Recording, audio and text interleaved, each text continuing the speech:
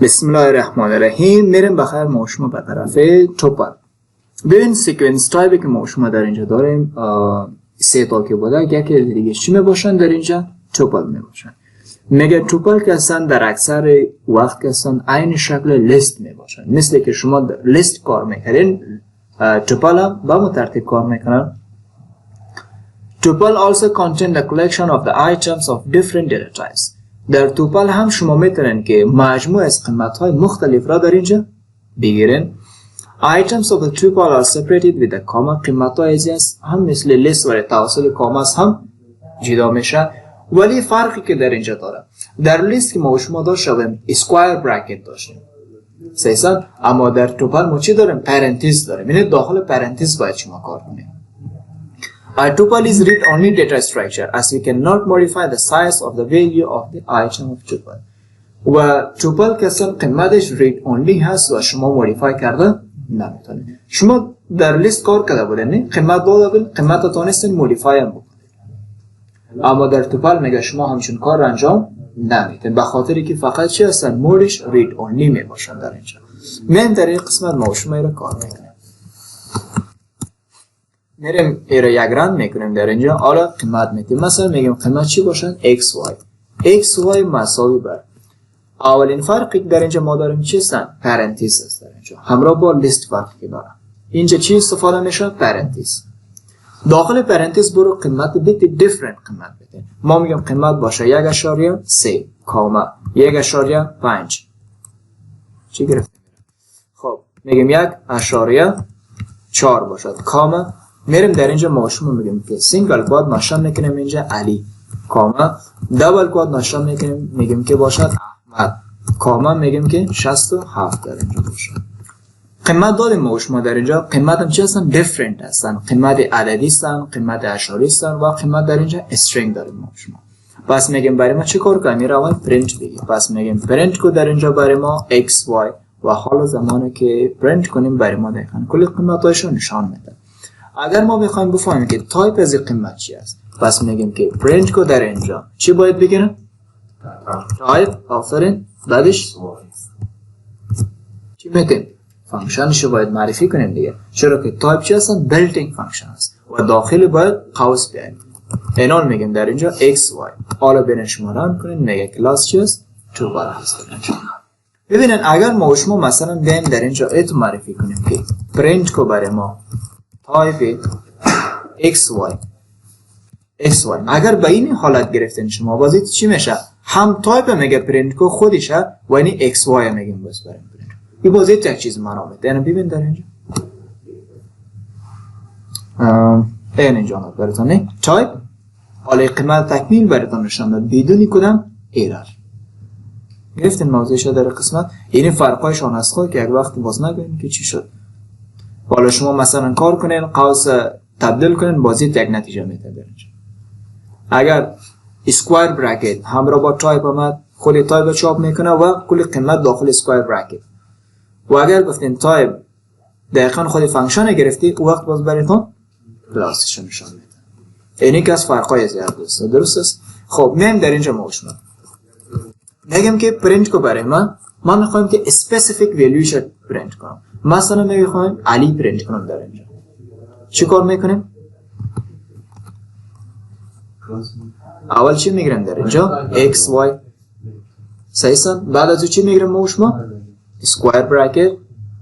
حالا که اصلا قیمت میندازیم در اینجا. میگم چند باشه در اینجا؟ قیمت 4 باشه. ایران میرم ما شما پرینت میکنیم. چی اومد در اینجا؟ یه اشاره دار بودم من رفتم دانه فکر کردم. حالا ما شما چند گرفتیم در اینجا؟ گفتیم 4. 4 این کدام میشه؟ 67. اگر حساب کنیم دقیقاً چند میشه؟ 3 میشه در اینجا. نه؟ پس ما چرا میخوایم چاپ کنیم؟ ایراد. پس چی میگیریم؟ 0 1 2. حالا میریم در اینجا ما شما میگیم رن کو برای ما علی برای ما پرینت شده. اگر ما میخوایم که از 1.4 الی احمد برای ما پرینت شود، بعد چی کار میکنیم؟ میگیم پرینت xy بگو. آفرین از 1 تو با چنده؟ 4. اینا برای ما چاپ شد 1.4 علی احمد. چرا که در زمان کالون که هستن از 1 شروع میکنه دیگه قیمت. صحیح است؟ اینا میایم در اینجا ما و شما میگیم که پرینت کو برای من، میگم بعد از 1.4 هر چی که از بریم پرینت کو. این وقت چی کار میکنم؟ بگو انجینیر. آفرین. اسکوائر براکت دو کالون. دیگه چیز معرفی نمیکنیم، بخاطر اینکه میگم به اون طرف هر چی که هست برای ما پرینت کنم. ایران میگم موشم اینو میگم رن کو، میگه علی احمد 67. صحیح است؟ ایران من میخوام که خود از قیمت ها با خودش میخوام یک جای کنه. برای این ما چی داشتیم؟ کدام نوع اپراتور بود؟ اپراتور مثبت بود، کانکتینیت. میگم x y با خود x y چی کار کردم؟ کانکتینیت بود. حالا میرین در اینجا پس یک بار و این بار دوم چی کار کرد براتون اینا پرینت کرد. و اگر بخوایم که از ایشان میخوایم 4 بار پرینت کنم چی کار بگیرم پس؟ لحظه ایشان بگم میگم چی باشد؟ ضرب 4.